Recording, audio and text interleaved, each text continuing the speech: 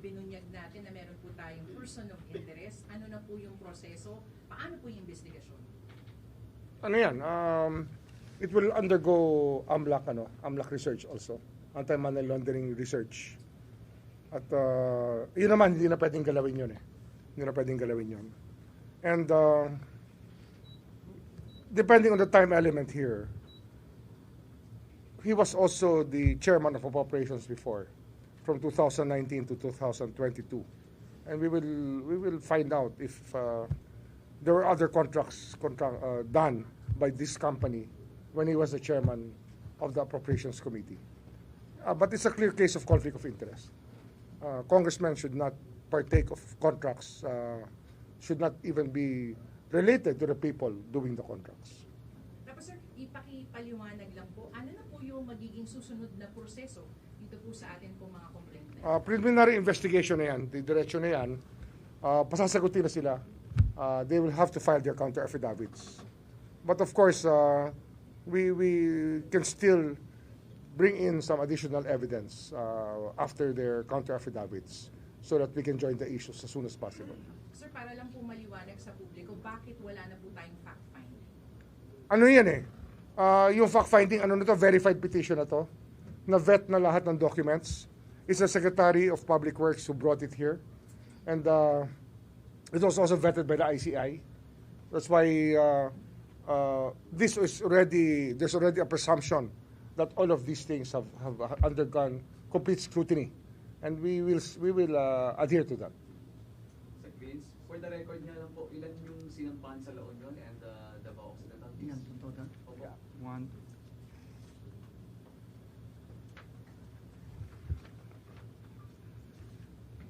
12 people ang kinasuhan plus the Silver Wolves Corporation for the La Union case. 9 para dito sa Davao Occidental case plus St. Timothy at Sigasara Discaya. Walang mga taga-DPWH dito, sir? Puro taga-DPWH. Puro mga taga-DPWH ito. Secretary, to be specific and clarification, how much is the amount involved in that two projects? Yeah, let me just make sure that I get the figures right. We'll give the information. I'll send the information to you. No. Kung district yan, it must be below 150. Bigo 150. Doon po sa 12 respondents doon sa La Union, ang sabi niyo sa Davao, puro mga DPWH officials. Sa La Union, ganun din. Puro DPWH po. Yes. Bakit wala Besides the construction companies. wala pong mga politika? Wala pa. Pero nasabi na nga ni Ombudsman kanina, meron silang titignan dahil sa mga aligasyon Na ang beneficial owner. na ang beneficial owner nung Silver Wolves Corporation, yung kontratista, ay si Congressman Eric Yap. Siyempre, sinusubukan nila itago yan. At yun naman ang ating trabaho ay halukayin ang relasyon o kaya yung pagkakasangkot ng congressman bilang may-ari ng Silver Wolves Corporation. Ombudsman, clarification lang doon sa AMLAC, sir, regarding doon sa petition, yung kay Congressman Yap. Hihilin po ba tayo sa AMLAC na mag-freeze yung mga assets? Yes. Actually, marami lang pending ngayon sa AMLAC na freeze orders. May nung ka-file lang sa Court of Appeals. And we will do that. Sir, sorry, may time rin ba tayo kung natin hihilin yung mag-freeze ng mga assets ni Congressman Yap? Well, as soon as possible, kasi person of interest na siya. And may complaint na. Then we will just transmit the cover page to the AMLAC so that they may act accordingly. Cover page because all the identities of the people will be needed by the AMLAC also. Sir, sir. Vince. No. Sorry. Ay, No. Yes. sir, clarification. Sir, why at your level, hindi pa kayo nagsama sa complaint nyo ngayon ng salary grade 27 Act? Kasi I understand the public needs to see na yung mga top level, Yes. hinahabol na rin natin. How do you respond? Unang-una, Kasi yes. lahat to, salary grade 26 pababa. Okay. Unang-una, papaliwanag ko, no? Ang DPWH, pag nag-i-implement siya ng proyekto, decentralized yan. In this case, itong dalawang distritong ito, district level below 150 million pesos yung mga proyekto. Ang ibig sabihin nun, lahat nung mga bidding, lahat ng pag-implement kuno ng mga proyekto, yung pagbayad sa mga kontratista ay nangyari sa level ng District Engineering Office. No, lahat ang pagbayad, ang pag-approve, pag-certify, lahat ng galing. So yun muna yung initial na pwede nating kasuhan dahil yun ang pinapakita sa atin ng ebidensya. Pero, kagaya na rin na sinabi ng ating ombudsman, hindi tumitigil doon ito. Kasi habang nakakakuha tayo ng mga bagong ebidensya at bagong testimonya, pwedeng meron pang mas matataas at meron pwede din sa labas ng departamento ang masama sa mga kasong ito. Katulad na rin nung na-mention na person of interest dahil nga sa serious allegations of beneficial ownership ni Congressman Eric Yap. So, evidence-based tayo kailangan, pero hindi ibig sabihin, dito natatapos ito. Simula pa lang ito. Secretary, what about in Davao? May politicians ba na possible na involved? Wala pa. Pero, nasabi na rin ng ating ombudsman, depende kung anong makuha nating ebidensya, pwedeng lumabas dito sa mga pangalan nito at pwedeng umakyat pa at lumabas ng DPWH ang pwedeng makasuhan. We will look into the allegations that Claudio Bautista, the congressman from there, at that time, I think, no, siya pa yung congressman, no, is a beneficial owner We will of verify, the yes. is the beneficial owner of the construction company. Sir, kay Congressman Eric Yap, siya po ba ay, parang ngayon lang din naman talaga siya officially lumabas na pangalan? Ito po ba ay matagal na natin pinag-aaralan? Ano na po, sir, yung alam natin so far? Ano kasi yan, Eric, magkapatid yan Eric and Edvic Yap. Meron na kami nakuha transmittal ng pera from the AMLA papunta kay Edvic Yap. So nakita namin may pattern talaga na meron talaga silang kinalaman sa mga kontrata kasi yung transmittal ng pera galing sa Diskaya. Yung nakita namin. Sir, ito po yung tinukoy nyo dati. Yun. Ito yung magkano, sir, if you remember? 70 million. 70. 70 million yan. The other one was not yet a congressman, but a congressman now. The other one is Salvador Plato. Congressman for Bulacan. Yung kasama sa remittance ng Diskaya na natag ng Anti-Money Laundering Council. Sir, ito ba yung bank-to-bank transfer? Bank-to-bank transfer.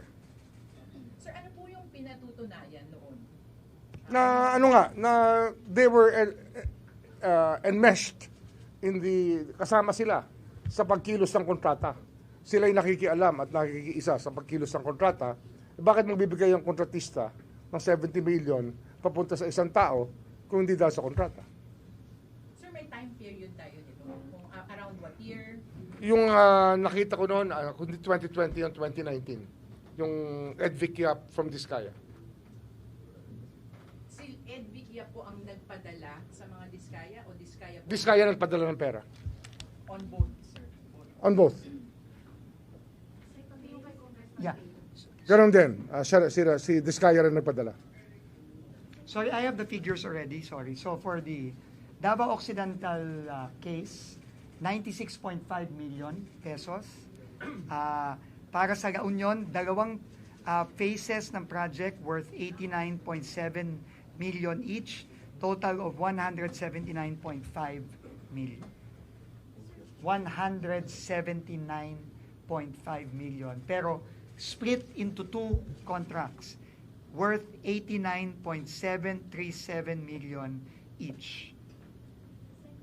Doon po sa respondents from DPWH, meron pa po bang incumbent doon? Yes. Meron. Meron na rin wala na sa DPWH. Parang lahat incumbent. Parang lahat ay currently nandun. So, nag-file na kami ngayon ng kasong to at magsisimula na rin kami ng dismissal proceedings against them. Kagaya nung ginawa natin. Ano yan, Kagaya sasabahan ng din ginawa namin ng ano yan, investigation based on Republic Act 6713 para we may also file civil forfeiture cases.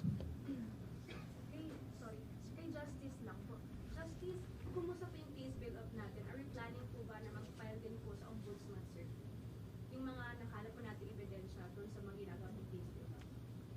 we won't file, they will be filing. Yes. They're assisting each other here. Relationship. Justice, kung okay lang po, sabi niyo po kahapon, next week tayo po ay mag-live stream na ng ating po mga hearing. But today, aaralin niyo po ba? Ano po ba yung balak po natin? Lahat po ba ng hearings ay live stream o pili lang po muna? We issued a statement this afternoon. Please refer to that. Yes, it's out already. Sir, for soundbite purposes, TV reporter po.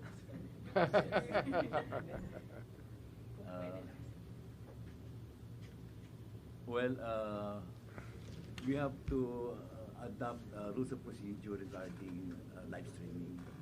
So, in fairness to the parties that are going to attend, we have to have a rules of whether they consent or not. So, it will take some time to do it, but rest assured that it should be done sometime. Sir, pag sinabi po natin na hihingin natin yung consent nila, kapag hindi po sila pumayag, hindi na po tayo mag-live stream. We are studying that.